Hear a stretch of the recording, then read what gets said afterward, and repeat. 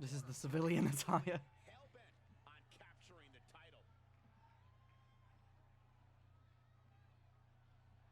Ronan Wolf, I mean, no, not really any surprise that Ronan Wolf wasn't a Halloween attire kind of guy.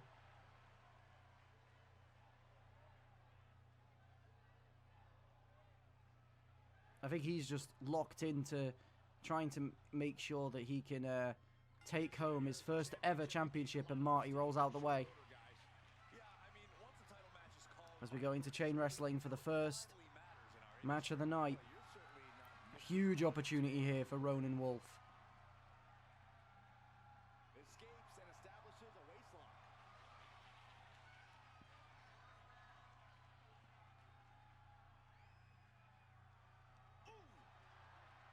The branding is showing. What? What are you on about? Swift movement here. A transition into a headlock. The arena looks like. Thank you. I don't even remember making this arena. I must have made this ages ago. I remember I made like the first half of all the pay-per-views, like just before we even started. I actually don't think I have the next one made. So I think the next I think all the arenas going forward now I have to actually start making again now. Ronan Wolf throwing Marty to the other side of the ring. We're having a Halloween pay-per-view in December. To be fair, we were on schedule for it to be in November. Or October, sorry. But, you know.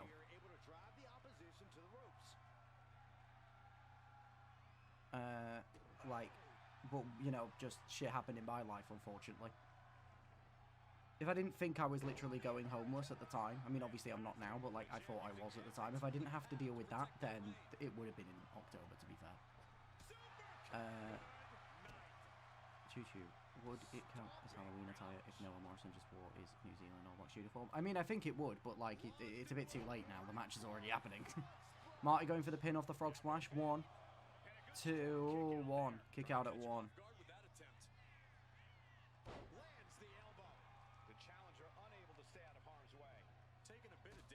Marty did say that he wanted to, you know, utilize some new stars with his title reign, and clearly got what he wanted in Ronan Wolf being the one to answer his open challenge. Again, a huge opportunity for Ronan Wolf, and it cannot be understated how huge this would be for his career to pick up the win against Marty here. But Marty will be looking to actually defend his title. You know, unfortunately, there's been quite a common theme in MCW with title holders losing their title before they actually make an official defense. Or a successful defense, I should say. There's going to be potentially another situation of that later tonight, as obviously it'll be Max Black's first defense after winning another world title from Brad Collins, and a standing Spanish fly from Marty into the pin. 1, 2, and a kick out at 2. And there's also later tonight, I believe this is also going to be Andre Cruz's first title defense, since he won the International Championship from Francis Sharp at the last pay-per-view. But also on the line is his win streak, which he somehow managed to retain in a huge 5-man match. And go for the pin now. 1, 2, kick out at 2 from Ronan Wolf. Plus Noah isn't part of the card. Yeah, he is. Noah's in a triple threat on the card.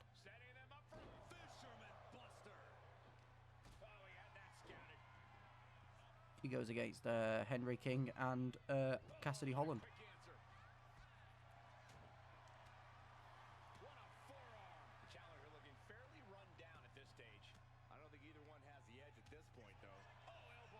No, I did forget one match when I was originally posting the card, hence why it's not on the graphic, which was Ryan Ross and MD Silver, which I completely forgot about. But I edited it back in there. And Ronan Wolf into a tombstone, into the pin on Marty. 1. And a kick out at 1 from Marty. And he goes for the clothesline from hell, but Marty moves out the way. Returns with a clothesline of his own.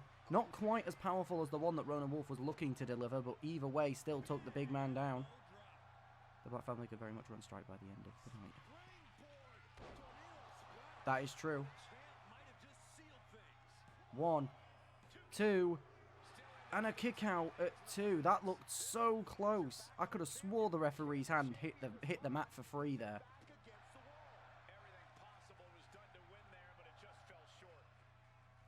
And a big suplex to Ronan Wolf.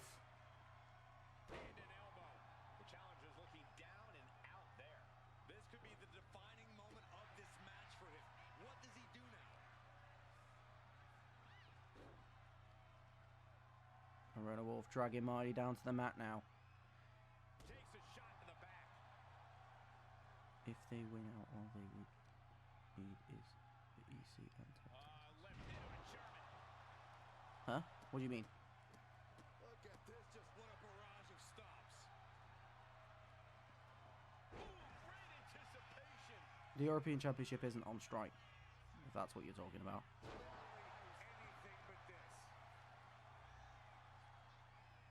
Dragging Ronan away for the ropes to go for the pin. And he goes in for it. 1, 2, 3. And a win for Marty against Ronan Wolf. Successfully defending his title in his open challenge. Look at these guys in action.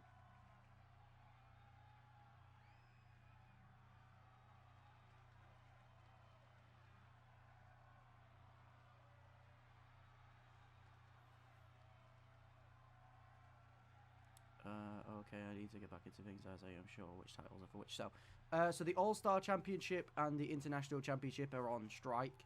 The European Championship and the World Championship are on Clash, and the tag titles are on both brands. It's just currently they're held by a team on strike. But that could change later tonight, because they do face a team that is on Clash.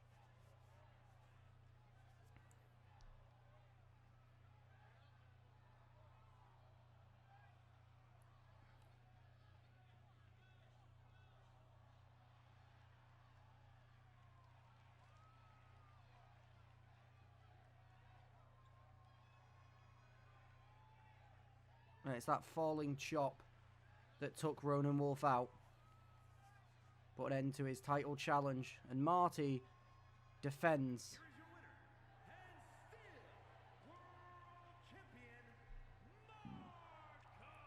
His MCW World Championship. He came out here and defended what was his. You have to give him credit.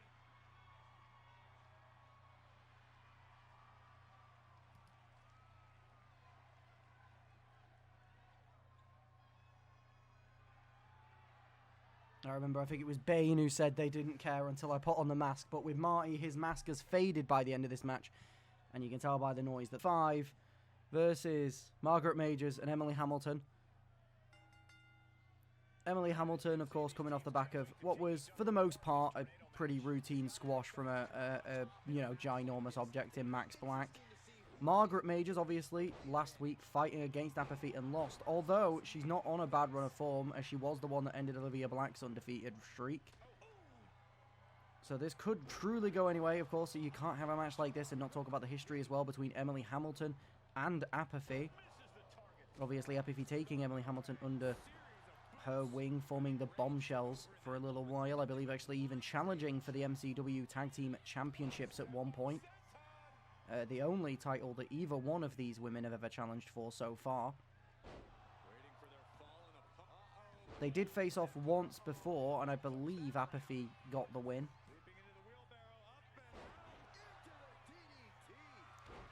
But Emily showing a whole new side here with a fantastic DDT and then a standing moonsault. And Margaret Majors dropping Owen onto the face.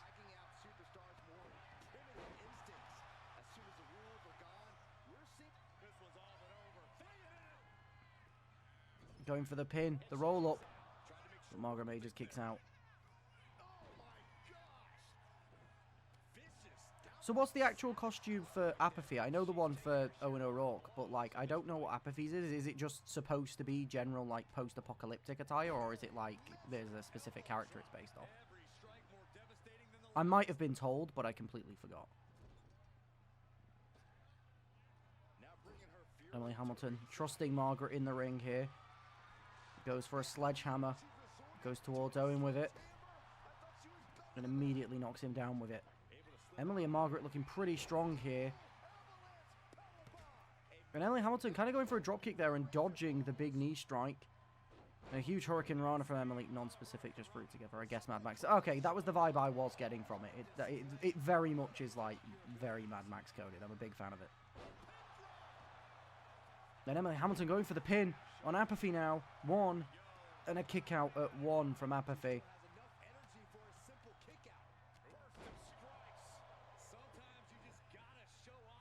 And so far, Margaret and Emily look pretty strong at the moment. Apathy getting up, and then Emily with the surprise roll up here. 1 and a kick out before 1. Owen couldn't really help after receiving a triple power bomb from Margaret Majors.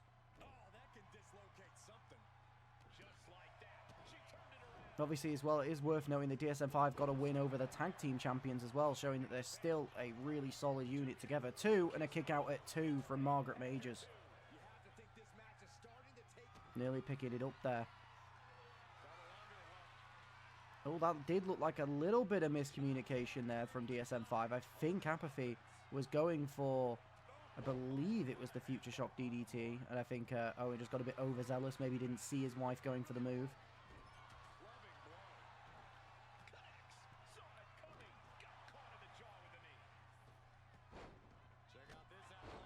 To be fair, Doug, I'm pretty sure the facepaint's supposed to represent blood anyways. And a huge leg DDT to Apathy from Emily Hamilton. And to be fair, most of this match has been pretty much, it has been Emily and Apathy, and then Margaret and Owen teamed up against each other. Going for the submission now. Will Apathy tap against Emily Hamilton? No, Apathy gets out. Been a pretty consistent pairing off in this match so far. Margaret goes for the sledgehammer hit on Owen. Owen gets up, but she does hit it again. Goes for the pin on him now after hitting him in the stomach with a sledgehammer. 2 and a kick out at 2.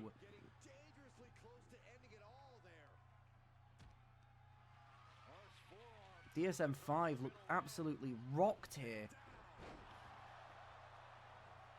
Going for the pin, Margaret now. 1. Kick out at 1 from Owen O'Rourke.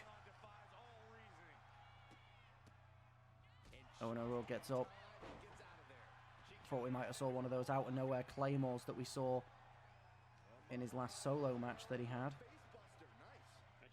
Can't remember who he hit the out of nowhere claymore on. I think it was Wayne Evans, wasn't it? And Apathy goes for a slingshot there, but misses the distance. And a Future Shock DDT from Owen to Margaret.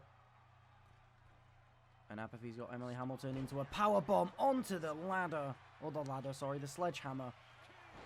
A big diving knee to Margaret Majors from Owen.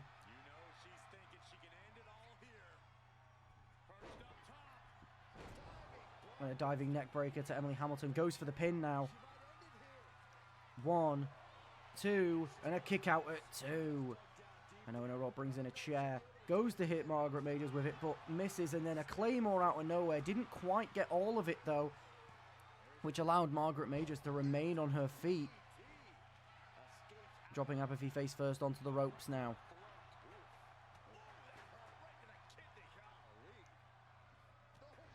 And a huge clothesline to Emily Hamilton from Owen O'Rourke. And now Margaret immediately coming to the aid of her partner here. Looking for that driver.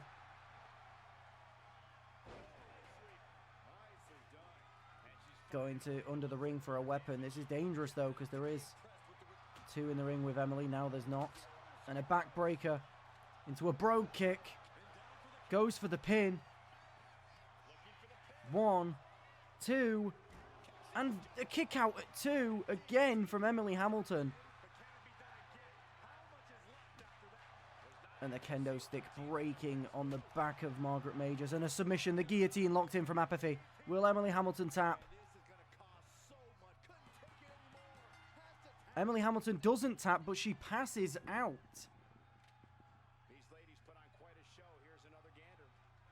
Apathy clearly not taking too kindly to a lot of the offense Emily was able to put on her.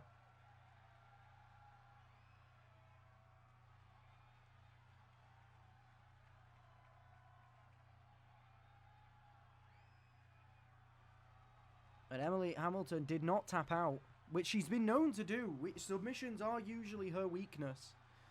However, she didn't tap out this time, but she did pass out, and it is expected. You get in the grip of, you know, a strong woman like Apathy, it's going to be quite hard to be able to keep your breath going.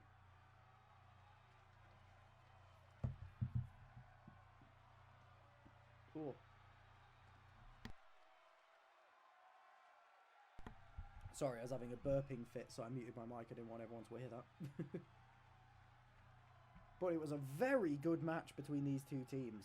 And you know what? For a mismatched or mixed and matched tag team of Emily Hamilton and Margaret Majors, they actually worked together quite well. Some good communication between the two of them for the most part. And to be fair, they did dominate like the first half of the match, but once DSM-5 gets themselves back into it, it's very hard for them to not keep that momentum turning into a win. Ryan Ross, MD Silva, both fighting to prove who the best former member of Severance is. Ryan Ross immediately dodging, but we go into some chain wrestling. Makes sense for two wrestlers of this style. Ryan Ross immediately getting the advantage.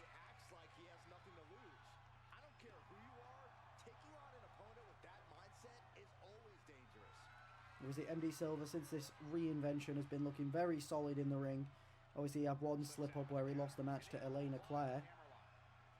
Obviously, didn't take too well, attacked her backstage, and then demanded a rematch, in which he did win in very dominant fashion. But it's not all bad for Elena Claire, who managed to, through her win in against MD Silva, was able to earn herself a European Championship shot, which she'll be having later tonight against Leon Grimes. And a knee to the back from Ryan Ross. Ryan Ross looking very strong at the beginning so far.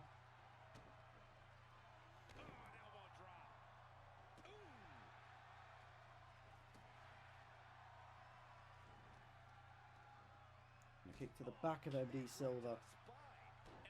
Now dropping the elbow on the chest.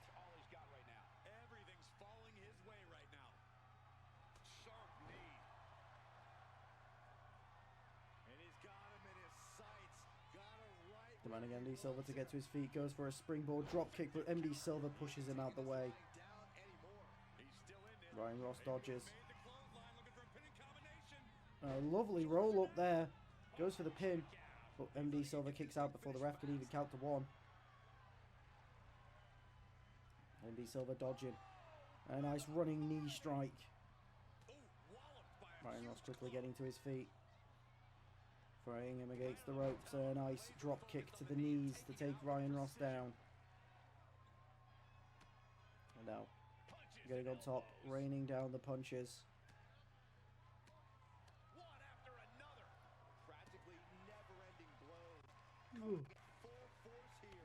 I think both wrestlers here as well, it's about sending a message to each other that they never needed the other one.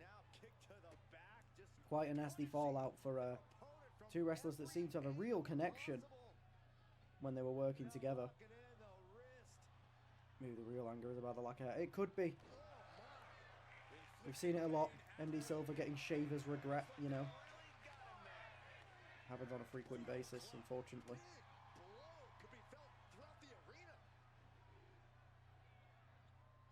They do up, dropping him back of the head onto the knee. And Ryan Ross with a punch to the stomach as he gets to his feet.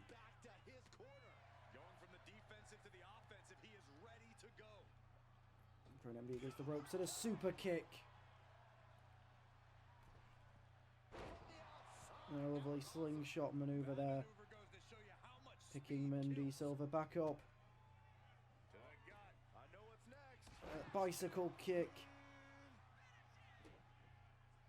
Giving all of his offense to MD Silva now as he climbs the top. Surely he's going for that top rope splash, and he is. And he hits it. And he moving MD Silva away from the ropes before the pin. Very smart. Again, you see a lot of wrestlers in MCW forget to do that. 1, 2, and a kick out at 2 from MD Silva.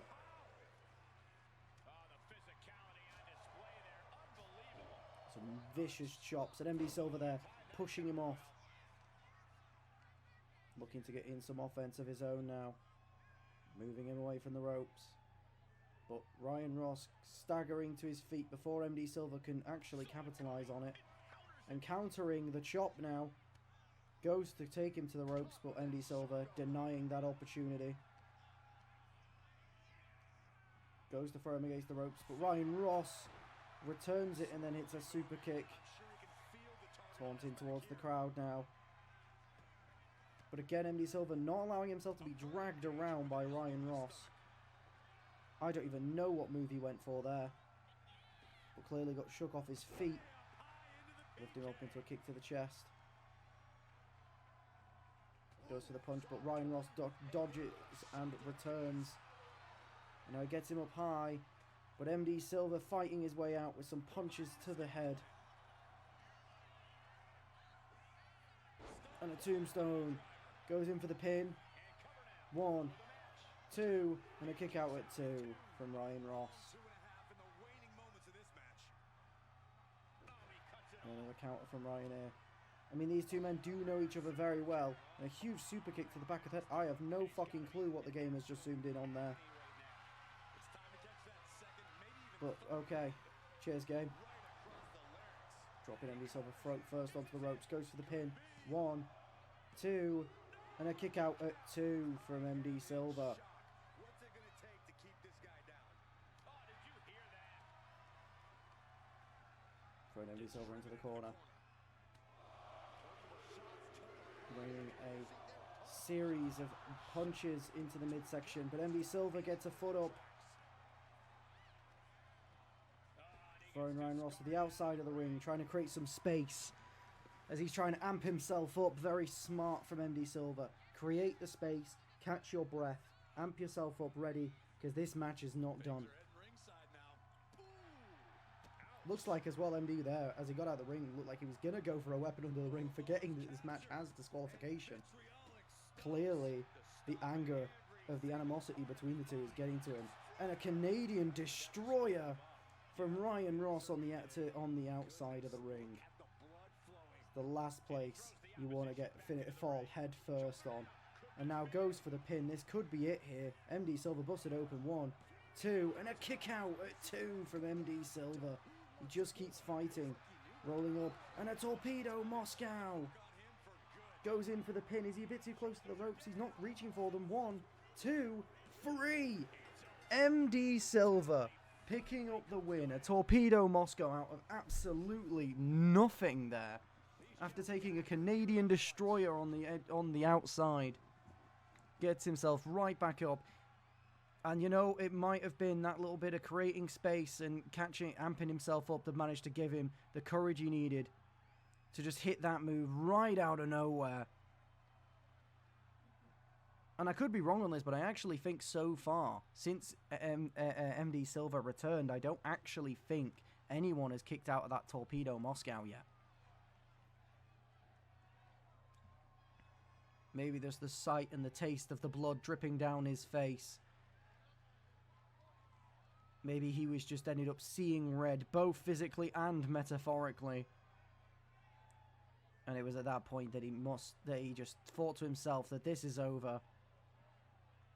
It's a nasty way to get busted open as well. Head first on the outside, and everyone thought it was all done here. You can see the crowd jumping up. And then out of absolutely nothing, Ryan Ross must have been, at this point, must have been knocked unconscious from that, because he was close enough to the ropes to grab it for a rope break, but just couldn't. Clearly just dazed and stunned by that move. As MD Silver picks up the win against his former faction mate, Ryan Ross. Foster, Elijah Chambers, Extreme Rules match.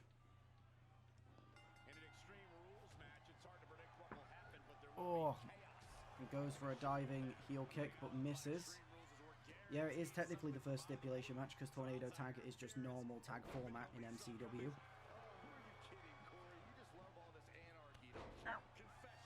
Sorry, my foot's hurting. Bang. A super kick here from Doug. Now, Doug has obviously returned himself into the solo scene after spending most of his time in MCW as a tag wrestler. But let's not be forgotten that Doug is a very, very accomplished tag wrestler. He might be one of the most accomplished tag wrestlers in the history of MCW, or maybe even the most, as he is challenged for the MCW tag titles 3 separate times, including the first ever time where he was one half of the first ever tag team champions in MCW.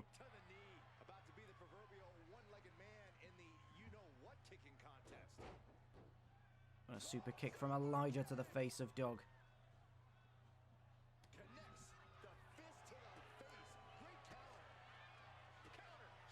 Now, we've seen before that these two do have very good chemistry in ring. I thought Elijah was going to go straight for a weapon there, but he isn't. Waiting for Doug to get back to his feet. Goes for a springboard lariat, or a slingshot lariat, or springboard lariat, whatever it is, but he ends up not moving. Imagine if no one uses any weapons. It's happened before. John, I can't remember who it was, but didn't John Black have a no-holds-barred match against someone once, and then no weapons were used? Who was it against again? Was it Sawyer Ace, or am I just making that up?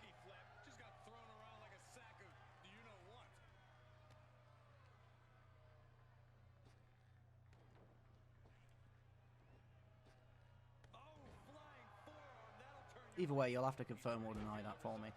I might have made that up, but I swear that did happen. I just know we had a no-holds-barred match once, and it's the only one we've ever had, and no weapons were used. I'm pretty sure John Black was in it. A nice diving clothesline from Elijah there to Doug Foster.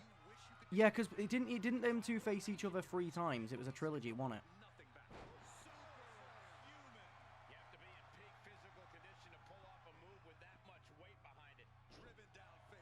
And throwing Doug Foster, planting him face first on the mat. And Elijah Chambers goes for a weapon, the sledgehammer. Starting to tease Doug with it, but it could have cost him as Doug managed to catch him before he could even use the sledgehammer now.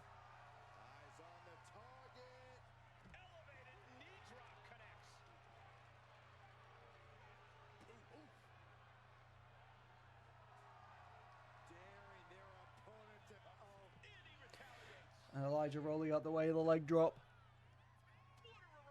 Doug catches the forearm. Throwing Elijah across.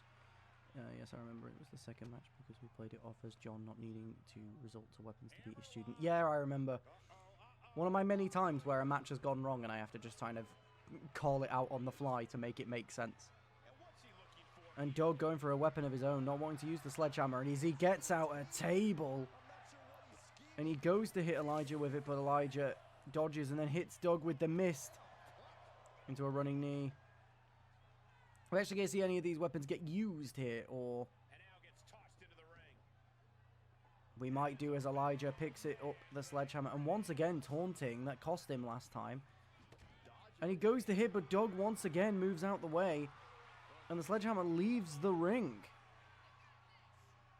Elijah slipping out of the grip of Doug. Again, both people have tried to use weapons against each other, but the other one has just been too fast to actually been able to utilize the weapon against each other. And Elijah with a clothesline to take Doug down.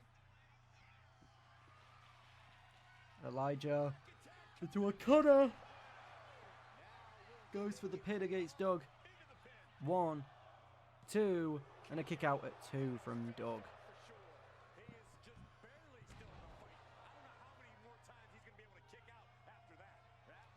And a coffin drop, distance misjudged by Elijah.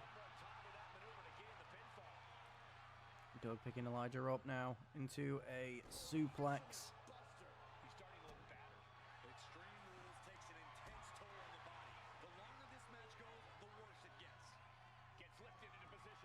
Oh, and Elijah, he seemingly went for a powerbomb position, but his back seemingly giving out. Midway through there. Elijah is definitely hurt, and Doug Foster noticing the clear stuttering in the back, dropping right directly onto it, trying to take advantage. Elijah tries to roll out in time, but again, clearly the back pain just stopping him from being able to move quite fast enough. Still getting hit by the splash. Maybe not as devastatingly as before, but still got hit by it.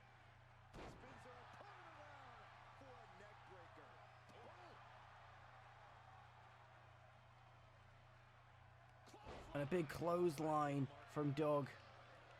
Now running on the ropes, going for the splash for a second time, and he hits it. He's in a very bad spot. Totally out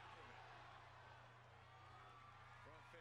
And Doug getting Elijah up and planting him down. Goes for the pin. 1, 2, 3. Doug Foster picks up the win.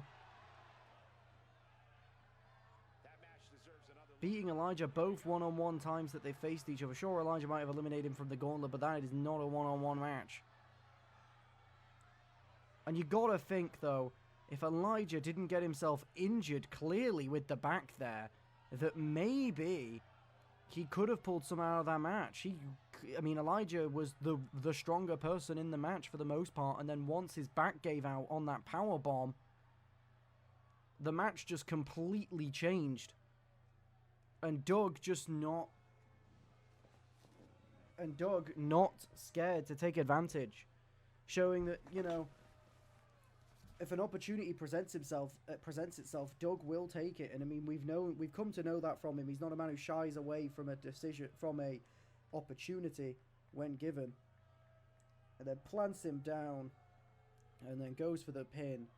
And clearly, just the toll that Elijah's body had taken. We'll have to, you know, have a look at what the backstage and the medical can actually figure out about why his back got hurt there. I mean, the assumption at the moment from the commentary and the professionals watching is potentially the missed coffin drop. Leon Grimes win the championship, put an end to the undefeated streak. Can she do it? Obviously earning this opportunity for impressing after beating MD Silver in a shock win. And Leon Grimes obviously always looking for new challenges. Leon using the powers of Mr. Terrific for this one. Elena Claire goes for a jumping fist, but Leon Grimes dodges out the way and meets with a clothesline. Runs, goes for the splash, hits it on Elena Claire. Tell you, Leon's going to use a taunt. He might win via taunt, honestly. Goes for a slingshot, but Elena Claire moves out of the way and meets a super kick into Leon Grimes. A win here would see Leon Grimes go 12-0. This is also his 8th title defense. 1, 2, oh, a kick out at 1 from Leon Grimes. And a drop kick from Elena to send him back down. Elena coming in hot at this point. Clearly taking this opportunity seriously. But Leon Grimes is not going to make it easy on her. I mean, he doesn't make it easy on anyone. Elena using the knees and flinging him down. Rising up on spaghetti legs. This is not where you want to be. Trying to take him to the other corner of the ring here, but Leon Grimes not allowing it to happen. Goes for a drop kick, but Elena moves out the way. And a lovely Hurricane Rana from Leon Grimes there to send her back down. And a stomp to the arm to try and wear her down. And now dropping the knee onto the back. And a lovely springboard moonsault. Goes for the pin. 1, 2, and a kick out at 2. I was so scared that he was just going to win by a normal fucking springboard. I mean, it fits him. And a sling blade. It's an actual signature. 1, 2, and a kick out at 2 from Elena Claire. And now waiting. Is he going to go for the twist of fate? And he does, and he hits it. 1, 2, and another kick out at 2 from Elena Claire. It looked like Leon Grimes might have just had the quickest match in MCW history, but it's not quite over. Dropping a face first onto the ropes. Definitely the wrong rope there from the game, but sure. Either way, jumps up to the top rope now. Goes for an elbow, but Elena Claire moves out of the way. Throwing Leon. Goes for a drop kick, but Leon pushes her out of the way. She rolls out, and now a jumping fist to take Leon down. Trying to rally a bit of momentum here. And a tombstone goes for the pin. 1, 2, and a kick out at 2.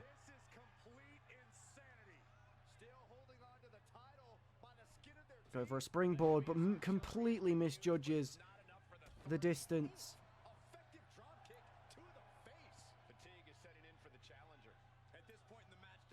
Telling Elena Claire to get to her feet. And picks her up.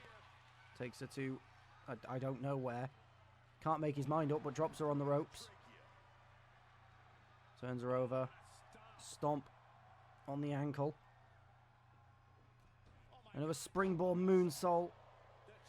Oh no, he goes for another pin. 1, 2, 3. Can he just win by a signature or finisher, please? Game! Stop making him win with these mid-ass moves. The fuck is happening? The worst thing is he used 2 specials in the match, and he just didn't do it. Oh, but he does a fucking springboard fucking moonsault, and then all of a sudden, oh, look what I can do. Oh, he fucking stresses me out so much. But Leon Grimes, picking up the win, defending in a very dominant fashion. That was not the Elena Claire that we saw a couple of weeks ago against MD Silva. And you have to think, with the rematch of MD Silva, you know, her losing that, and then just how dominant Leon Grimes was in this match so far. It is possible that maybe the original win against MD Silva was just a big fluke. But Leon Grimes now 12-0, 8 successful title defenses now. There's a genuine chance he might reach 10 successful defenses before he loses.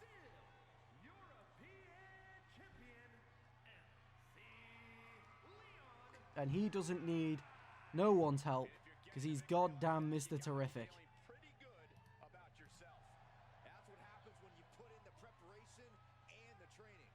3 Clash stars that are looking to cement themselves higher up the card consistently. Little interesting fact about all 3 of these men is all 3 of them have actually challenged for the European Championship at least once.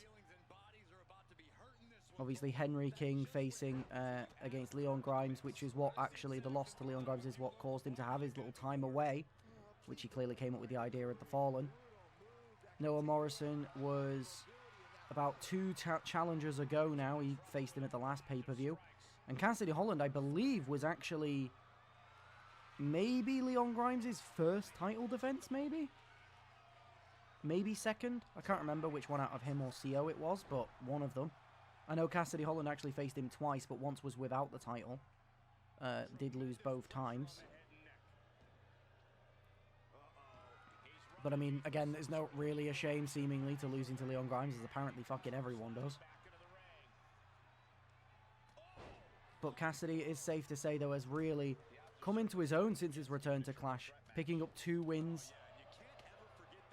so far, and the 1 loss that he did pick up, he still looked really strong in. I think he's got 2 wins. He might have only picked up 1. I actually don't remember. It's one of the 2, though. Henry King, of course, is picked up a win, and you know, unfortunately, is well, 2 wins actually as the team of his faction of the Fallen. Fucking hell! Talking to Henry King, apparently he's, you know, gone to fucking space there. But his team in the Fallen did actually beat Rock City Stars and Marty on the last show, and his you know, the rest of the actual tag team of the Fallen will be facing against Rock City Stars once again later on tonight. Henry King only picking up 1 loss since he's come back, which was to Serena Starchild. Again, no shame in that, you know, she is a top star. Noah Morrison has definitely lost a bit of momentum since the you know, the lost title match against Leon Grimes. He was actually undefeated before that match against Leon Grimes. And then ever since then, maybe his momentum has just gone. His confidence has been a little bit shot. But maybe a match like this is something that can raise a man's confidence for sure.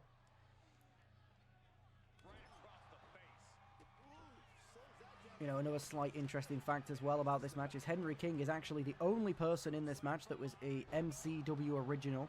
He's been here since the week 1. And a pin from Noah 1, kick out at 1. But obviously Cassidy Holland the most experienced in terms of age.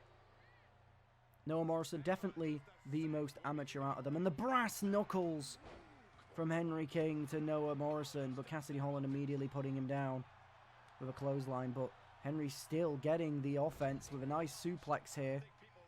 Noah Morrison stumbling to his feet. Obviously, Henry King wasn't able to capitalize on the brass knuckles. All the men probably looking to get a title shot sooner than later. That is true, yeah.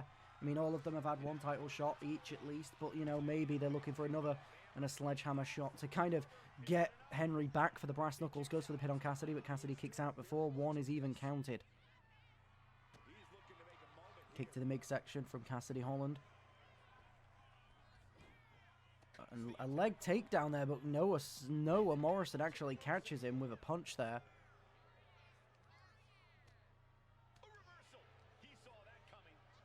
Noah Morrison just looks angry since getting hit with the brass knuckle. It wouldn't be the first time we'd seen a man take a brutal shot to the head tonight and then immediately come back and win the match. I mean, MD Silver did it earlier tonight. Can Noah get the same fate here? And it would actually be truly hard to pick a favorite here. I mean, it's obviously both Cassidy and Henry King are coming in with the best form, but it is hard to ignore the size difference that Noah Morrison has over these two men.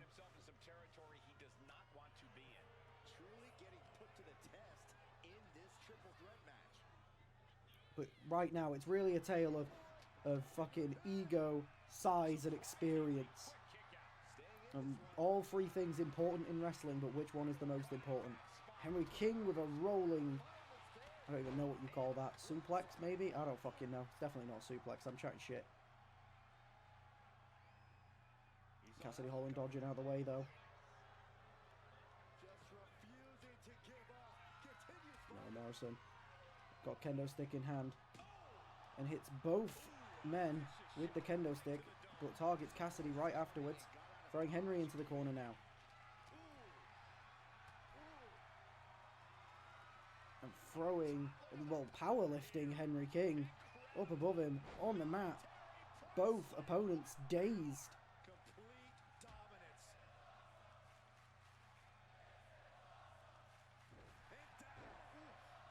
And a stunner hung onto the ropes. Henry King moving out of the way there. Noah Morrison looking very dominant right now. Cassidy Holland grabs a kendo stick though, comes back into the ring and gets his own back, smashing it on the heads of both men. But Noah Morrison planting him down, but meets a sledgehammer from Henry King as he tries to steal the win on the move that Noah Morrison put on Cassidy Holland 1. And a really slow count from the ref there. I mean, granted, I think it would have been fair anyways. I'm pretty sure that Cassidy Holland would have kicked out at 2 anyways, but definitely a slow count. Cassidy catching the forearm there. Noah Morrison and Cassidy Holland teaming on Henry King, going for the choke slam. Obviously, obviously Cassidy Holland thinking Noah might have, I don't know, brushed the chip off his shoulder and allowed Cassidy to go for the pin. Obviously, was never going to happen. And I guess Noah did the same thing there. You know, I mean, they work together for one move. That doesn't mean they're partners. And an RKO from Cassidy Holland. It's been a while since he's hit one of those. Goes for the pin, but Henry King is staggering to his feet and breaks the count up before 1. This referee definitely needs talking to, though. Very fucking slow. Tripping up the legs of Cassidy now. As he picks him up. Noah goes for an axe handle, but kind of refrains from hitting it. Taking Cassidy on the outside. Noah really just trying to get as much offense as he can, but he's got to wait. And a tombstone off the side of the ring but he's met with an angry Noah Morrison. But Noah Morrison doesn't anticipate the chop from Henry King. Now Henry King showing a bit of disrespect to Noah Morrison.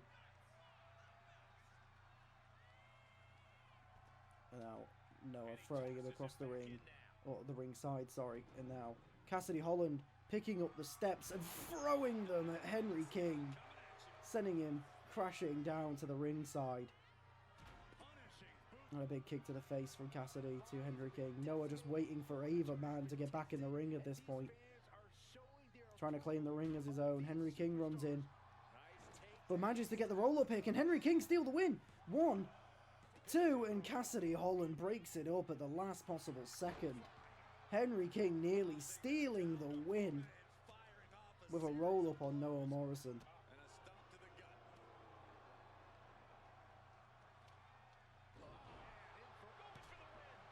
And a backbreaker into a pin, but Noah Morrison's right there to break it up. And a nice side slam from Noah Morrison.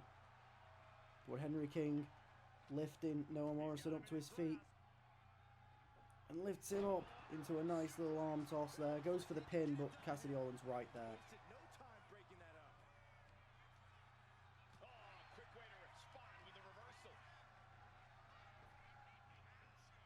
And a huge backdrop, dodging Noah Morrison, but Noah Morrison still gets the advantage here. Lifts Henry King up, and a big power bomb. Still going after Cassidy though, knows that there's no point going for a pin when there's still one person to go. Not seeming to know where he wants to go with it there.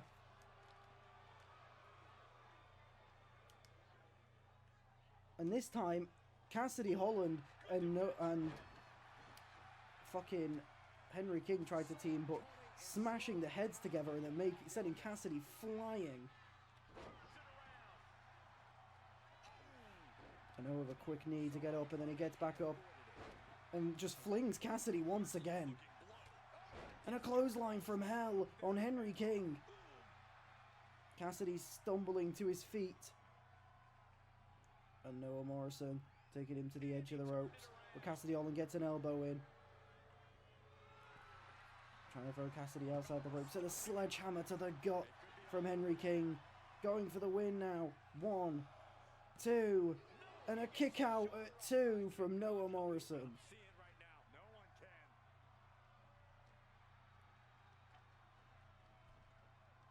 Noah Morrison sneaking up on Cassidy Holland. Got him high now. Drops him onto the mat. And Henry King dodging Noah Morrison. But again, Noah Morrison once again getting the advantage. Throwing him against the ropes into a power slam. And Cassidy Holland going after the steps. He's going to try and bring them into the ring. He is. Oh my god. No way he's going to hit onto the steps. Perfect from Noah Morrison to anticipate, and then a cutter. Noah Morrison has taken both men down. He goes for the pin on Cassidy Holland. 1, 2, 3. Noah Morrison taking the win in fantastic fashion. Cassidy Holland bringing in the steps for his own use, and then Noah Morrison taking advantage, slamming the stomach of Henry King down into them, and then as soon as Cassidy gets in, wasting no time, flattening him, having to crawl to the pin from the damage done, and picking up the win.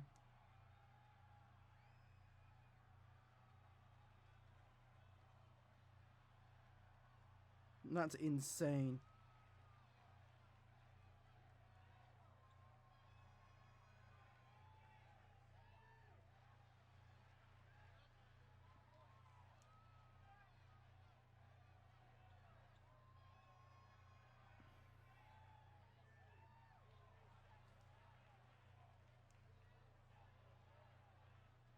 That was insane.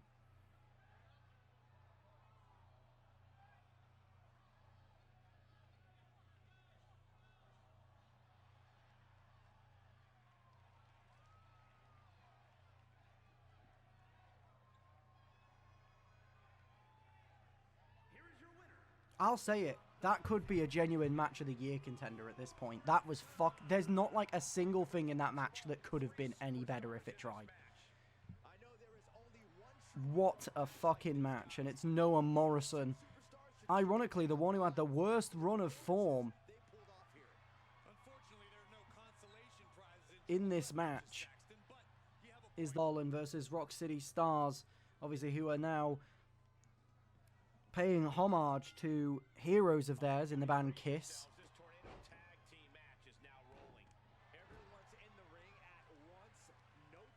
And they're going to be looking for some real revenge here against the Fallen from what they did to them last week.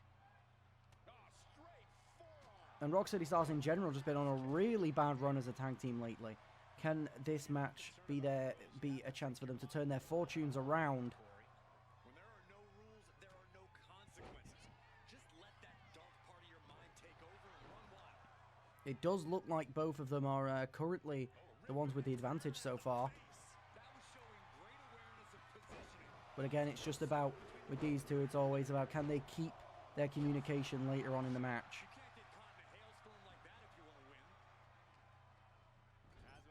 A power bomb to Reagan Knight. Jack Collins dazed in the corner. As I'm not even going to, by the way, I'm not even going to attempt to be able to commentate on which one is Brian and which one is Stan. I have no fucking clue. Taking the bat to Jack Collins. And Reagan Knight slammed into the mat. And a drop kick. She's forced to roll out the ring. Goes for like almost like a rugby tackle down to the ground, but doesn't successfully do it. But he's going for Summit here. Drops back first onto the apron.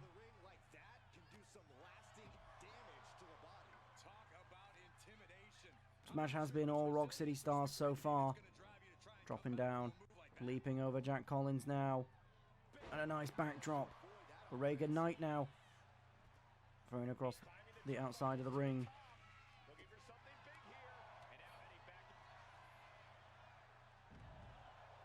And a nice suplex from Reagan. A roll up from Jack Collins here, but a kick out before one.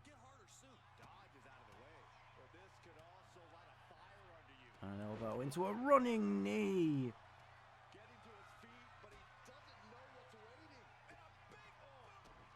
And a stunner. Going in for the pin now. Tag team partner outside the ring. 1, 2. And a kick out at 2. It's a good job he kicked out as well. Because his tag partner was very preoccupied. Wouldn't have been able to break that pinfall. And the Fallen agreeing to swap targets here. I guess keep a bit of an unpredictability going forwards. And a baseball bat to the stomach and now throwing it directly at him. And a super kick to Jack Collins, but Reagan Knight is right behind. Bit of fight back here from Rock City Stars, but Reagan again catches.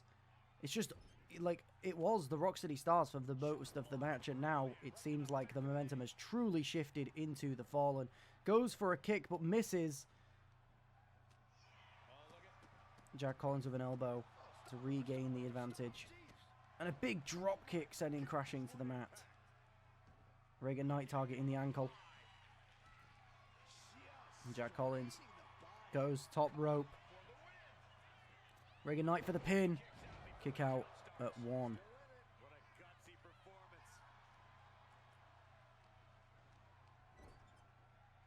Take him to the corner, running to the corner. But gets the legs up. And eat defeat from Reagan. Grabs the baseball bat. Still not done. Jack Collins going for the pin now. 1, 2. Oh, kick out at 1. Both of them raining down kicks. Clearly not happy about the kick out. Reagan Knight going for the pin. 1. It's honestly a beatdown at this point.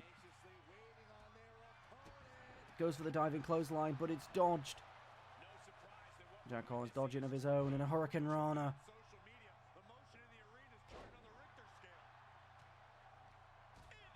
And the Fallen just beating down on Rock City Stars at the moment. But Rock City Stars go for the pin. But Jack Collins kicks out at 1. Reagan Knight making her way over to help her tag partner. Taking him into the corner. But he returns it. Jack Collins goes for a super kick, but it's dodged. A nice DDT. And knees to the back as Rock City Stars have got a bit of life left in them. Can they take advantage of this little bit of life here? Stomp to the back of the neck. But not Magnum. Fucking Jack Collins with a driver and a kendo stick in it. You actually saw there that, again, a little bit of that kendo stick hitting the tag partner there. Rock City Stars, once again, the communication all over the place, but a top rope elbow could still seal the deal for them. 1, kick out at 1.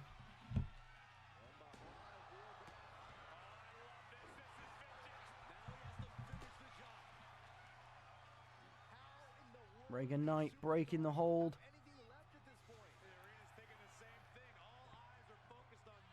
A nice suplex into a pin. 1, 2, and a kick out at 2. And a huge DDT. Once again, the Fallen are the ones on their feet. Springboard moonsault from Jack Collins.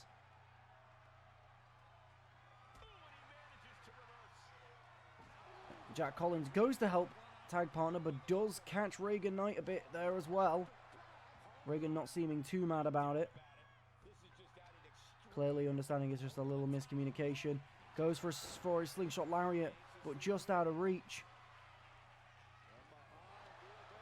And planting the face into the pin. 1, 2, 3. Once again, Rock City Stars. One of them could have saved the other one, but is too preoccupied. And once again, that's like 4 matches in a row now where Rock City Stars could have saved each other and they just haven't. What kind of miscommunications are going on in this team?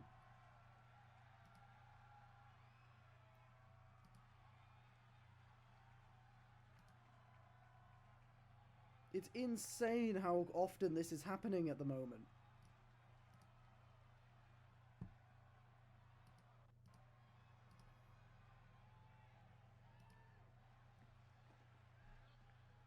It feels like almost every week we're watching Rock City Stars' communication diminish by the minute. Or by the match, I suppose.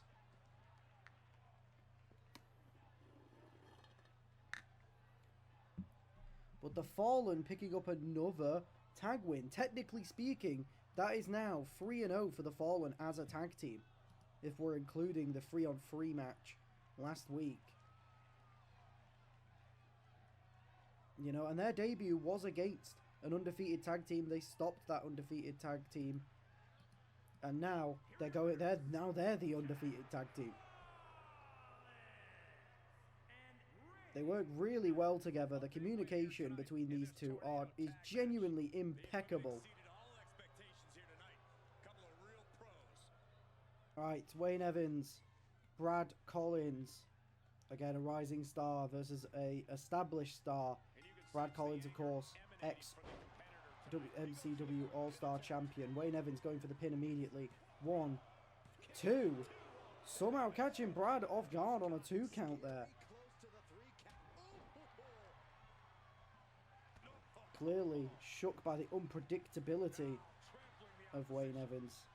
Springboard moonsault, but Brad just about rolls over in time to make enough distance. It's Noah's match. Who won it? Noah won in what is genuinely a match of the year level contender. The finish was fucking, like, perfect. Cassidy Holland brought in ladders for himself, and then Noah slammed Henry stomach first onto the ladders, just like as Cassidy slid it in. And then as soon as Cassidy got back in the ring, Noah hit the finisher, went for the pin. And like just the overall match was just fucking incredible as well. Really good storytelling match. It's a genuine match of the year contender.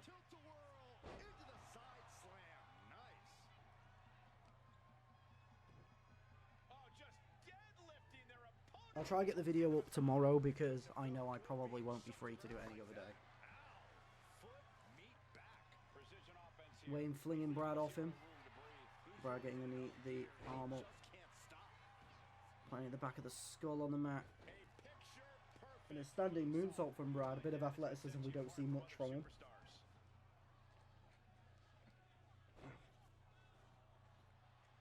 Some nice bit of old school wrestling, slamming down to the mat. Everyone has a plan until they get punched in the mouth. Well, someone just threw their plan out the window. Oh my! He's able to counter that. He's reversing the momentum on him. This might be the moment he was waiting for. His comeback could start here. Arm drag. And Brad Smart counter to that maneuver. throwing Wayne over his shoulder. Waiting to strike. Now, of course, it's no, the elephant in the room here. Brad is obviously the favourite going into this match. I mean, an ex-world champion here, a week 1 original, a man who has many accolades, a man who has beaten Max Black in one-on-one combat. Wayne Evans, though, is still no wrestler to shy your nose up at. Has had a lot of decent matches so far and got some big wins, some big results in his career. Of course, though, coming off the back of his head probably is still rocked from that vicious claymore he took from Owen O'Rourke out of nowhere a couple of weeks back. I mean, I know if I was the one on the other end of that, it would have took me at least, 4 years probably to recover.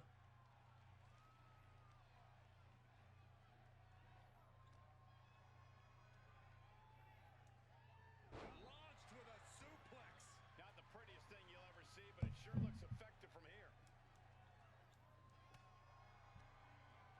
Blocked the effort and cut them off with a shot to the gut.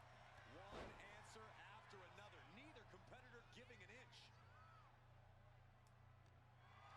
Brad so far has been the stronger person in this match, as you would expect. Going for the pin. 1, 2, and a kick out at 2 from Wayne Evans.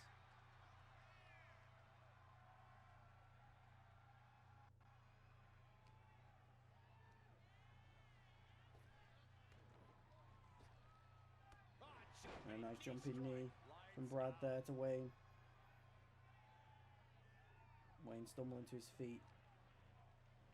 Belly-to-belly suplex.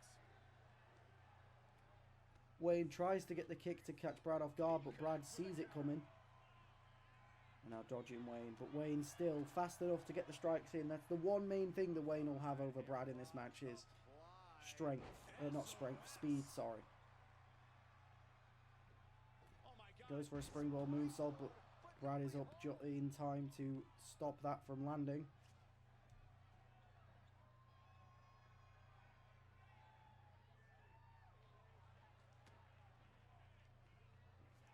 And looking for a back suplex.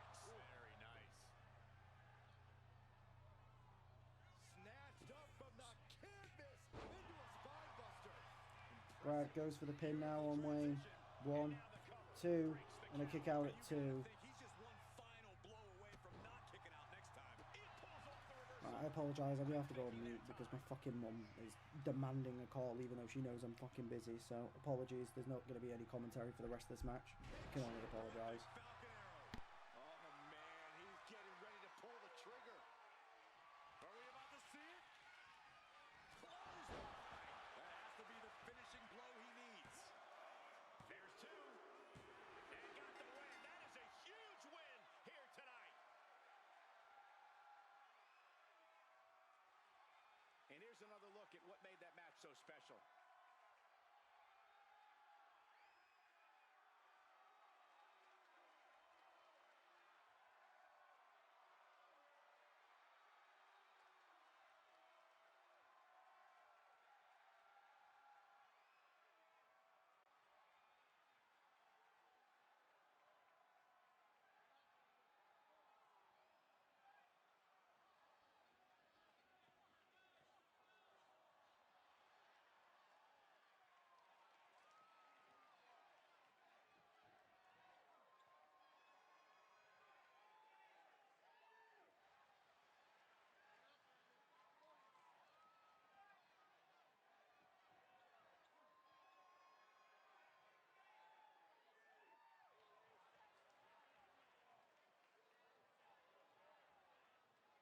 Here is your winner, Brad Collins. They got to be happy about this victory tonight. They are riding high on win, this celebration might carry on the rest of the month.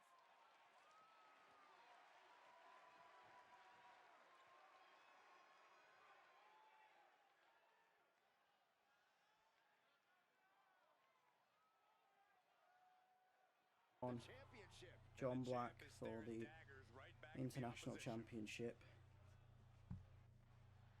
Will Andre Cruz defend his title and his undefeated streak?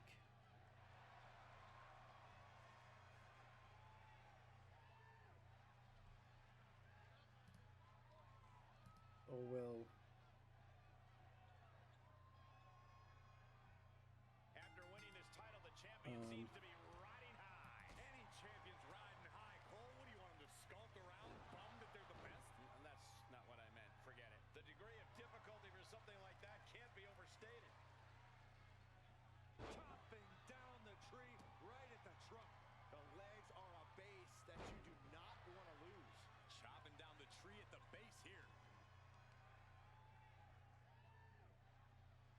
Great display of power to the German. Big move followed up with a pin attempt. Elevates the shoulder. I thought he might have had him there, but it's early. Systematic attack. Sorry. Will John Black take home his first bit of gold in the company? Kicks to the face. Oh man, good grief. Turn your lights out. Just never had a chance to block any of those. Andre Cruz has consistently looked very comfortable in the ring ever since he joined MCW. John Black has definitely been someone who's had his ups and downs. Very much a 50-50 competitor. And a nice double drop kick to the face from Andre there, with some more kicks to the face there. Probably not going to be the only Black to take some kicks tonight, as we've got the main event of the football man himself, Diego Barbosa, going up against John's very own brother Max Black.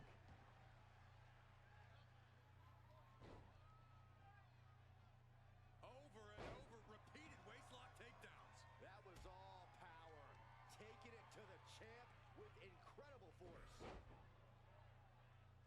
Targeting the ankle. A classic strategy for a reason. Cutting down the champion right from the very base. Now, A huge 630 splash there from John Black off the ropes. To a nice little backwards neck breaker. And he lifts up John Black into a sit-out powerbomb. Goes for the pin. 1, 2, kick out at 2. he really thought that was it. Looking to go up high. Look at this. Oh, took it high risk, but was off the mark. Forearm. John Black moves out of the way. Bang! Crucial counter there. Power bombs position.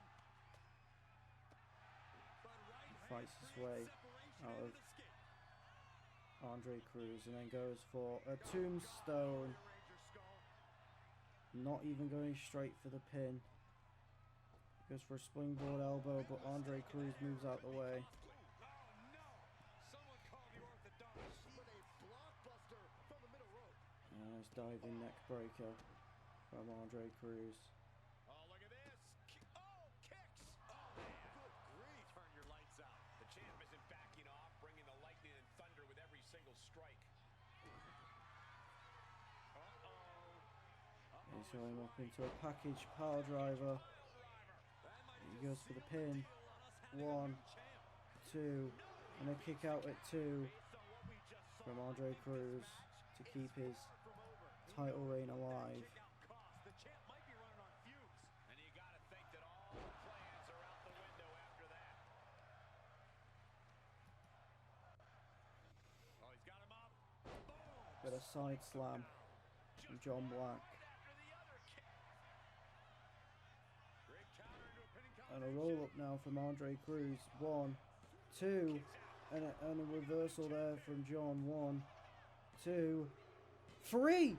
John Black steals the International Championship via a roll up These superstars put on quite a show. from Andre Cruz.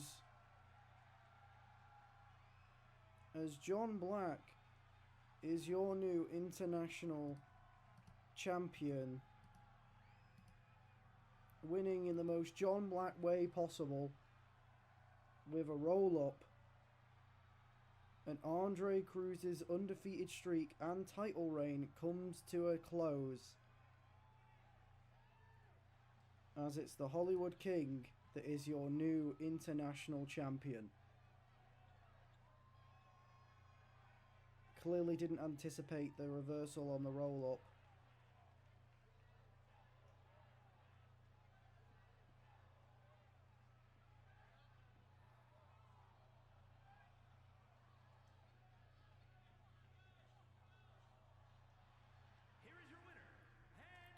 I need to get a drink of water because... Believe in this shit! To help out in any way I can. What the fuck? Oh my god. Doug, you are fucking ridiculous. Not another fucking donation. You really don't have to do that. Doug, are you sure? I can send that back if you need. You already sent a lot, yes, like the last stream. Are you sure? This is Sharp in his Bane get-up against Serena Starchild. This is actually quite a heavy-hitting match of two stars that have never faced each other due to being on opposing brands, but with Francis Sharp joining the Clash roster. Somewhat of an MCW dream match taking place.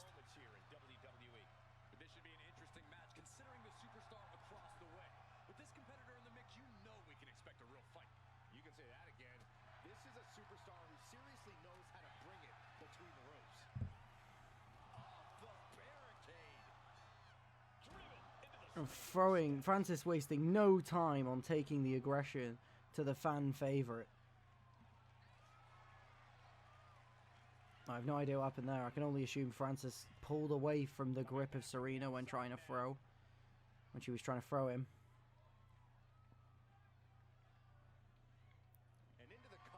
As we go into some chain wrestling now. Francis throws Serena to the ground.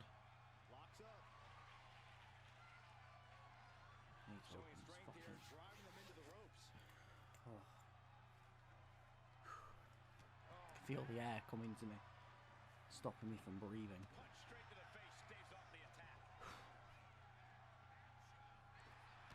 Francis with the clothesline to take her down.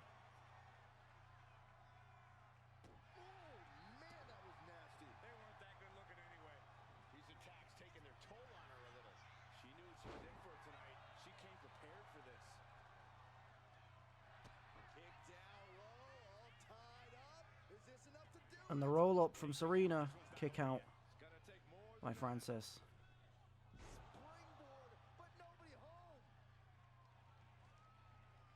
Really trying to do everything she can to get back in this. With the counter. Belly to belly. I'm just flinging Serena around the ring. Raining the punches down on the star child of MCW. Getting a bit cocky towards the fans now, Francis. Oh, that's a kick that would leave you gasping for air. She dodges out of the way. Look at this. This can't be good. Oh, man, taking it. And now here's the cover. And now Francis going for the pin on Serena Starchild. One. And there's the Kick out at one for Serena. Francis has been the one that's been in pretty much complete control so far. devastating knee to the neck. And she's eating a lot of heavy shots here. Yeah, she's really being pushed around. And a running power slam from Francis. Serena with the roll up here. One. Oh, not even a one count. The roll ups are intimidating. I mean, we did just see that John Black win a title via a roll up.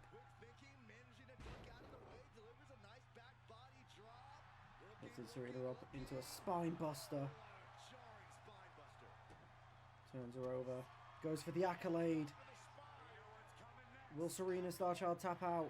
It's not common that she does. And she doesn't. She slips between the legs of Francis.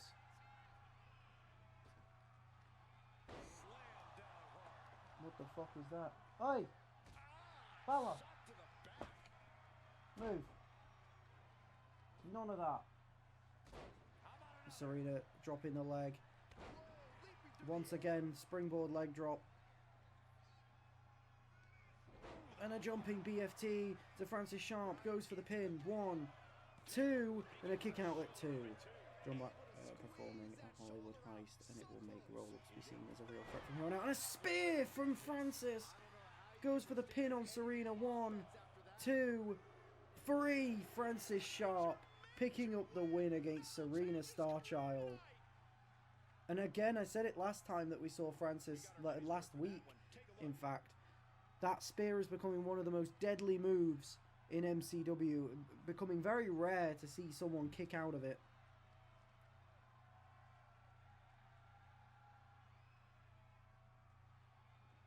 Oh.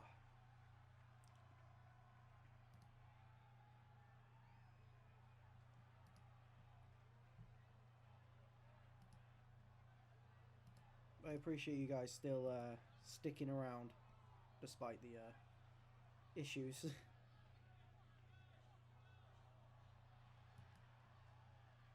By God, I'm finally off of work. What I miss? Brad, what misses did you? What were you here for? Because you may have missed a lot. I don't remember what the last thing that you were here for was. A win like that proved he is not messing around.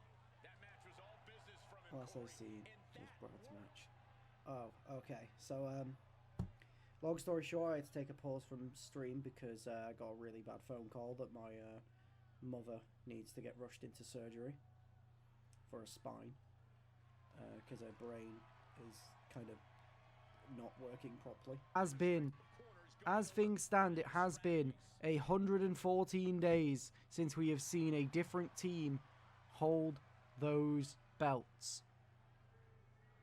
Can you stop yelling at me, son? What? Bella, baby. Big matchup for these tag titles underway. As a former NXT tag champ, Hello. you get another tag title match. I'd probably choose Happy challenge boy. for these. Okay. With me as your tag team Blood Devils are going to be looking to prove the haters wrong tonight after their really just horrendous run of form as of late. Going for the early pin. 1 and a kick out at 1 from Mizaki. Vixen, obviously they picked up their first loss against the Fallen, but outside of that they've been a pretty dominant tag team together, winning pretty much every match that they have been a part of. And a coffin drop and a springboard moonsault, but misjudged the distance. Standing moonsault from Gavin, goes for the pin, but Kim Min-ji right there to break it up. I mean, I don't think she really needed to rush that much. I think Mizaki would have been fine there. Goes for the super kick, but Aiden Storm catching into a DDT.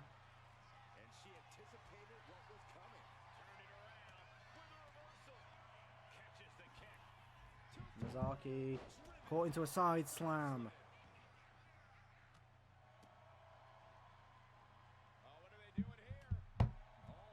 Kim Min-ji planting Gavin down to the mat, and a DDT from Aiden Storm. Kim Min-ji though coming to the aid of her tag partner.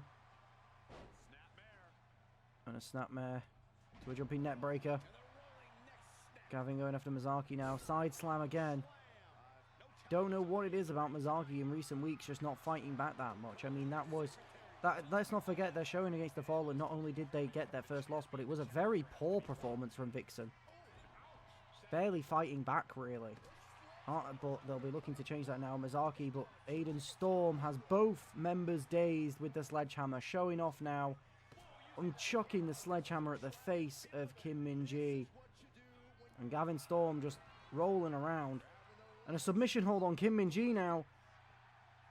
But Kim Min-ji pushing her way out of it. And a submission was also there on Mizaki, but Mizaki seemed to get out of that as well.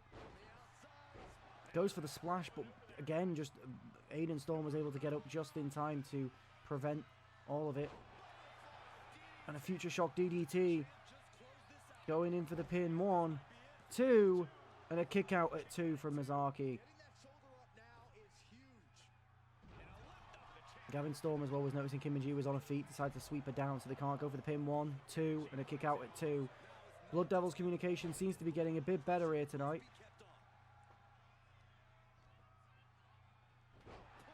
But Vixen got a bit of momentum here. Throws Aiden against the ropes, but misjudges the super kick. Gets up Aiden Storm into a backbreaker. Goes in for the pin now. But Gavin breaks the pin up. Gets the sledgehammer. Goes to hit Kim with it, but misjudges it. Goes for Mizaki instead. Aiden Storm taking Kim Min-ji on there. And a submission maneuver on Mizaki here. Mizaki gets out of it. Another sledgehammer shot from Aiden to the stomach of Mizaki. Mizaki's just been taking that sledgehammer constantly. Goes for the pin. 1, 2, 3. Blood Devils retain once more. But notice Kim Min-ji did go for a roll-up there, but it was just after the pinfall that Aiden Storm went for. So the referee did not count the roll-up. Let's have a little look at the replay here, because the roll-up could have been started at basically the exact same time here. Because I was not paying attention to that. I was more focused on the main pinfall here. But there is a chance that Kim Min-ji managed to get a free count on a rolled-up Gavin Storm there.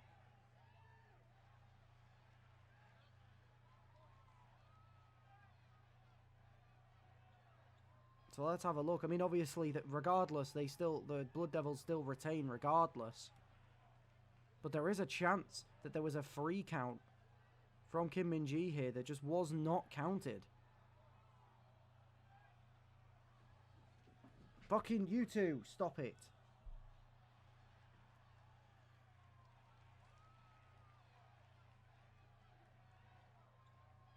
Oh no, it definitely wasn't. It only just happened at the end. Never mind. The Blood Devils, once again, after a poor run of matches, showing up when it matters, as they do every single time.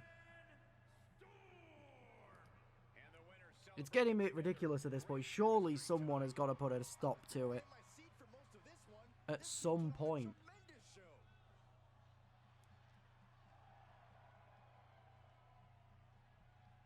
Blood Devils stand tall. And I guess that's why Max Black challenged the Brazilian. He wants a new challenge. He wants to take on people that haven't challenged him before.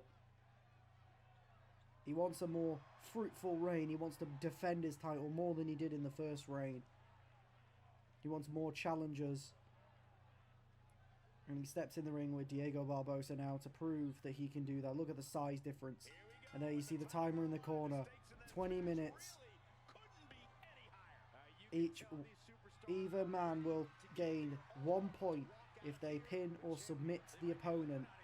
And whichever wrestler has the most points at the end of the match, at the end of the 20-minute timer, will be the MCW All-Star Champion. Now obviously when you look at the basics here, you'd expect Max Black to have the advantage. I mean, he is the bigger man in all ways. He's the more accomplished man in the entire of the company. I mean, there's not many people that are more successful than him. I'd argue personally, I don't think there is anyone more successful than him. I mean, how can you argue with 2 world titles? I mean, the proof is right there. But that's only the on paper side and differences between these two men. Obviously, that isn't accounting for the endurance test that an Iron Man match is.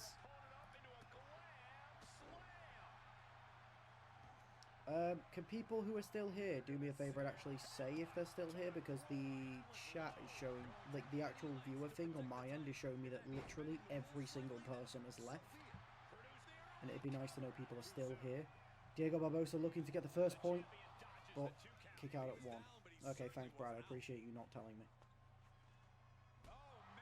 Oh, and a huge kick of Max Black. Showing that he can use some kick offense himself.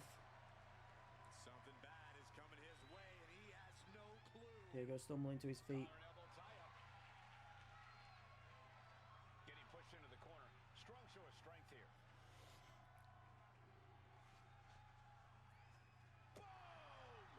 What happens in the event of a draw? I actually don't know. I have never had a draw in an Iron Man match. I could be right. I could get it pulled over. Brad, I swear to God, if you go to prison because of MCW stream,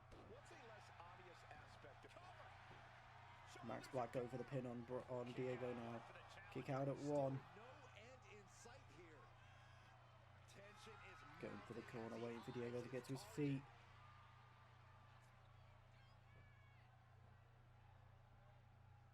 A backwards heel kick. Again, Max Black showing that he's got a bit of kick offense himself. Diego throwing Max down to the ground.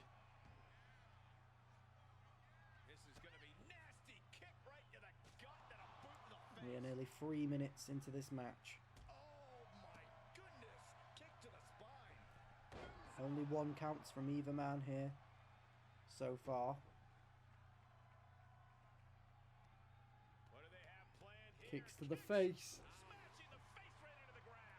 Oh God. Debilitating attack on the leg. Clearly thinks taking out the leg is the best path to being crowned champion. Max Black pushing Diego off. Goes for a drop kick. And another drop kick. Is he going to go for the 3rd? No, he goes for a crossbody to take Max Black down. Goes for the pin.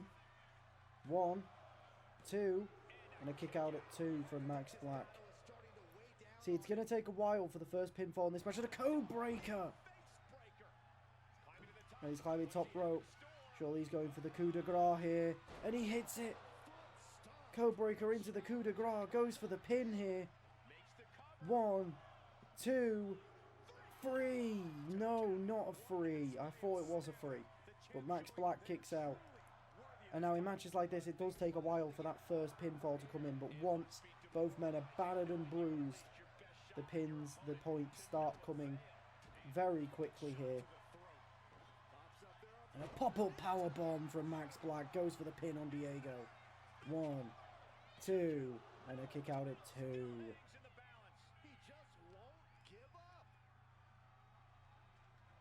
Moving Diego more central to the ring. Diego stumbling to his feet. Max Black helping him up. Lifts him up. A sideways slam. He locks in. I can't even remember what that's called. Rear naked choke, right? Or is it just a sleeper? Either way, I'll just say sleeper, fuck it. Gets in the sleeper. And Diego gets out of it. I'm back with speeding, no big deal. You're only breaking the law, Brad, it's fine.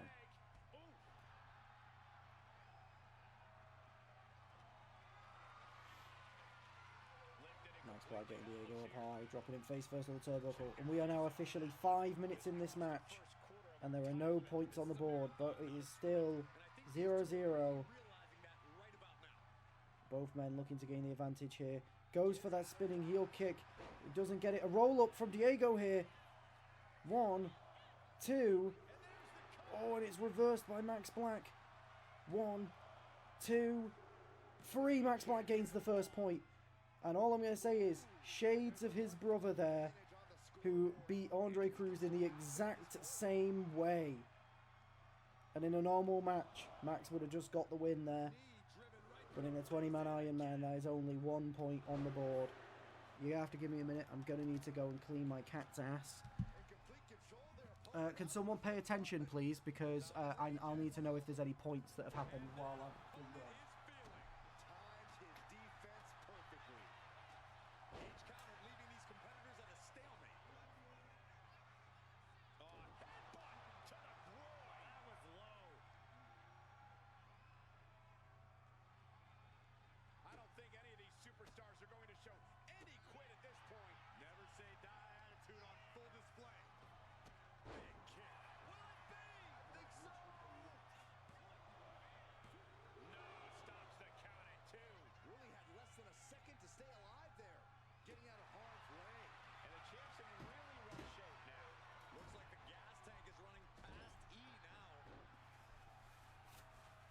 Did I miss any points? Diego going for the Pele kick, and he hits it.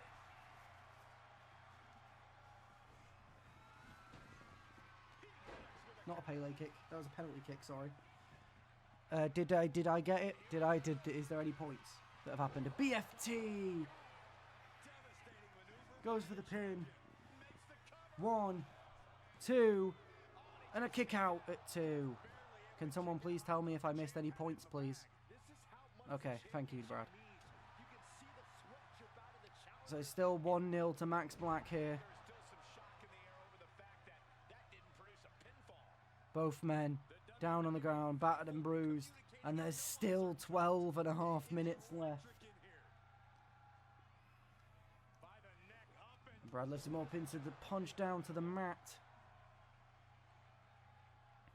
Not Brad, Max, sorry. Lifts him up, goes for a neck breaker.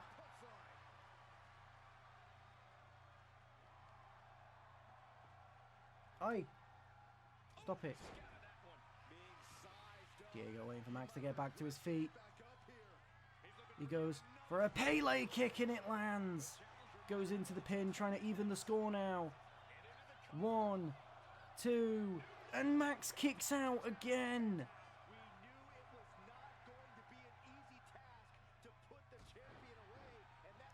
Drop kick to the back of Max Black now. Targeting the ankles.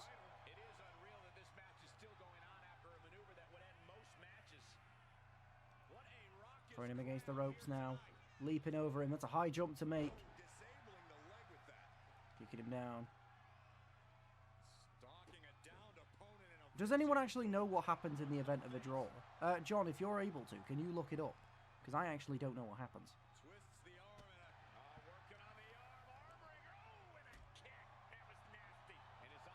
Oh, nice camera angle. Cheers. Cheers, Gabe.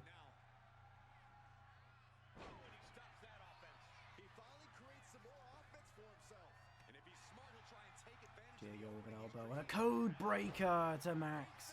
Goes in for the pin. Is he going to even up the score?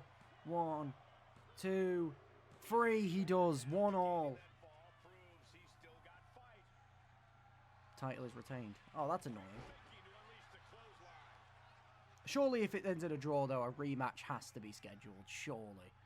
Can't end it like that.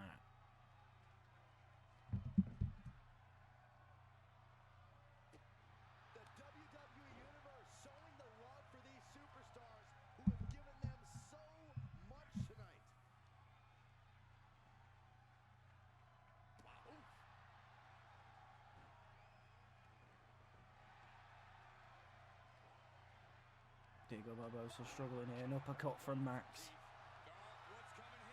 Into a sleeper. Will Diego tap out to give Max his second point? And he does. It's now 2-1 to Max Black. With 10 minutes to go. Diego's going to need to get 2 points to win this match. And 1 to see a draw. Granted, a draw doesn't win him the title. And now into a pin.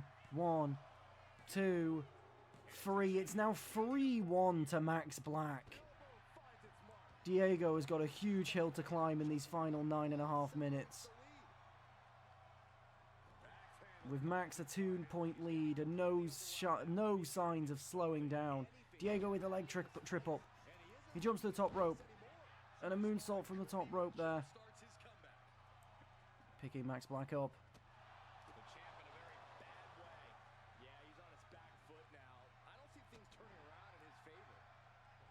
Big leg strikes as he goes top rope. Is he going to go for a coup de grace here?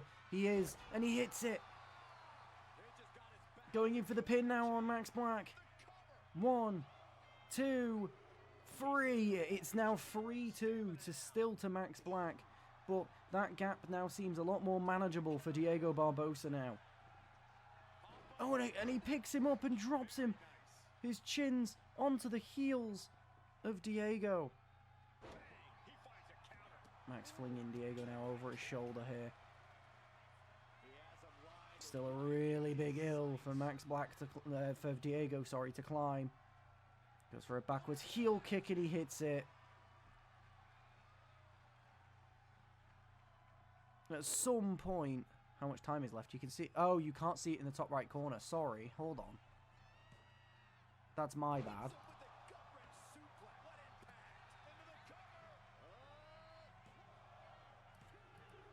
Free, and Max Black gains another point.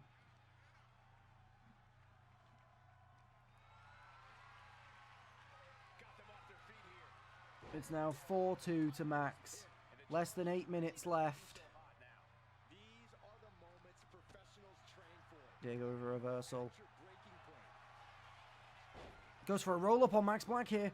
1, 2, 3. Diego gets another point. It's 4-3. The roll-up catches him off guard. Drops her opponent. Look at this. Looking the boot. Driving it into the. There's still a slight chance for Diego Barbosa here. This is going to be nasty. Kick right to the gut. And another. Is he setting up for the penalty kick? Is it going to connect? Poised and ready to attack. And it does! Kick right to the arm. And he's a springboard drop kick as well.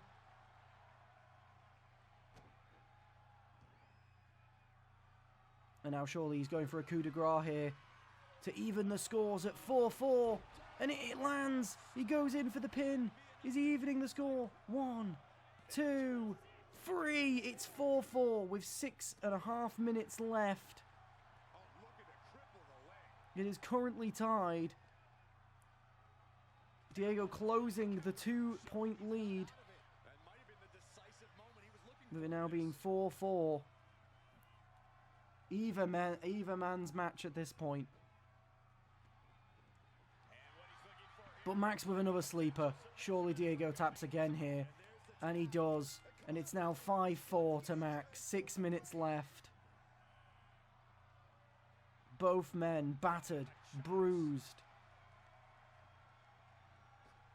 If it wasn't for the timer, neither one of these men would still be fighting at this point. Max now going to add insult to injury. 1, 2, 3. Another 2-point lead for Max Black as it's 6-4.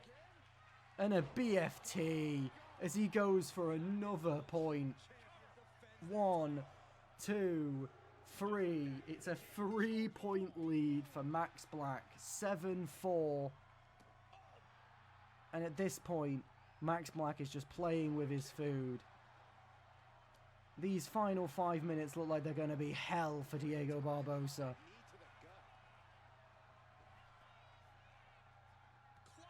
And a reversal into a clothesline. Tripping the legs up here.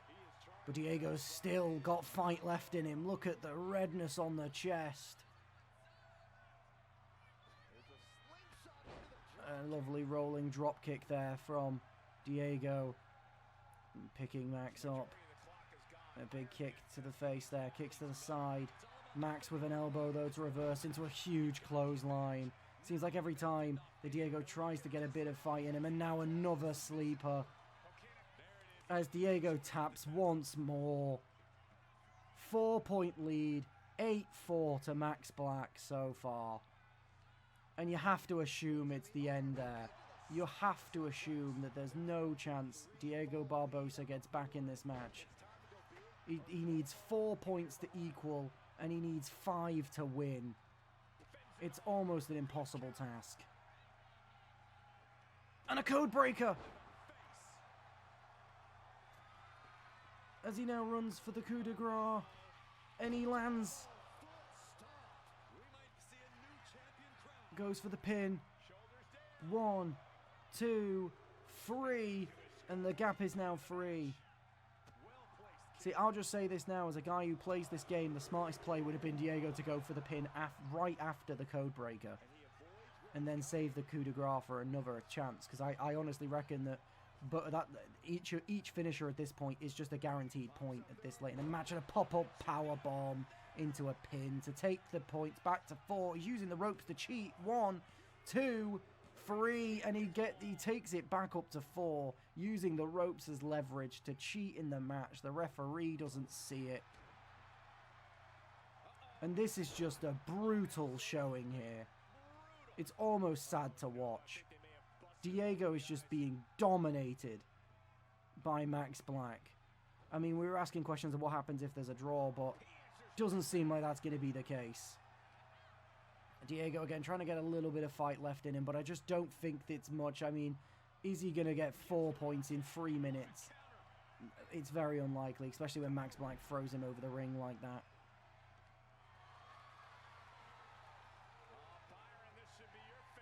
And now just swinging him around on the outside. Truly just adding insult to injury. I mean, this is almost bullying at this point from Max Black. Clearly making a point. Taking him to the corner now, dropping him face first onto the turnbuckle.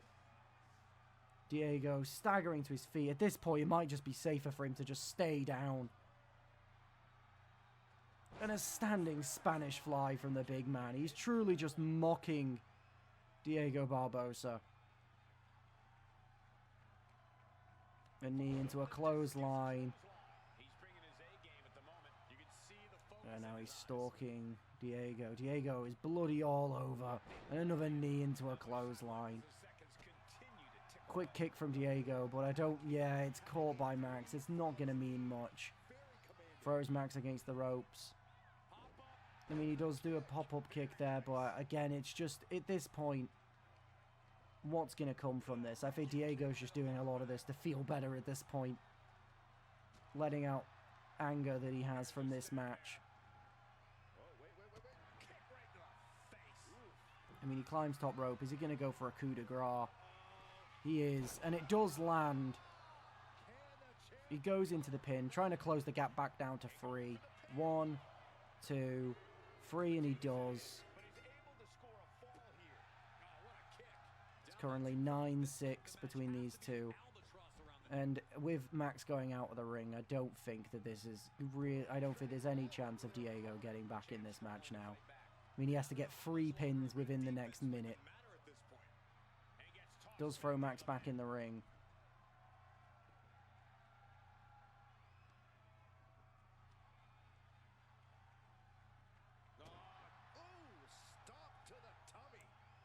And 45 seconds, 40 seconds now. And a code breaker. He could maybe get a pin off here. Not even going for the pin. Just stalking him at this point. I think even Diego knows he's got no chance of winning this time-wise. So he's just trying to deal as much pain as he can. Can barely even get into the pin. Goes for it anyway. 1, 2, 3. Closes the gap to 2. It's 9-7. But with only 5 seconds left, both men stagger to their feet.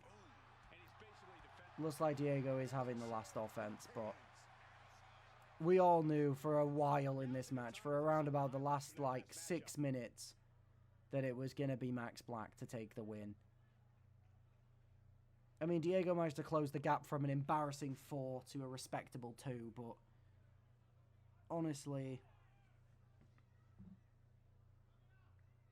I think the problem here was just Diego was getting a bit too... He was too focused on trying to seal each pin rather than just taking the risks on the pin. The difference here was Max Black, after every single big move, went in for the pin, knowing that the damage done would have been most likely been enough for a 3 count. But Diego just wasn't doing that. He was trying to solidify. He was hitting a big move, and he'd make sure to hit a second one just to double check, but he should have just gone for the pins. Maybe he probably would have got some more points there. He probably might have won. I think he actually hit more special moves during that match than Max Black did. Either way, when you get in a match that's as brutal as this, though, you got to give respect to both competitors. Staying in the ring that long. I mean, especially Diego, who's busted open. Entire body is red, as you can see. And still had the fight left to get up and keep going. But unfortunately, the fight in Diego was not enough, as Max Black takes home the win to a 9-7 result. And what a way to have your... I mean, he said he wanted to have more of a fighting championship reign. And what more fighting can you have than getting 9 pins or submissions in one match in your first title defense as becoming world champion?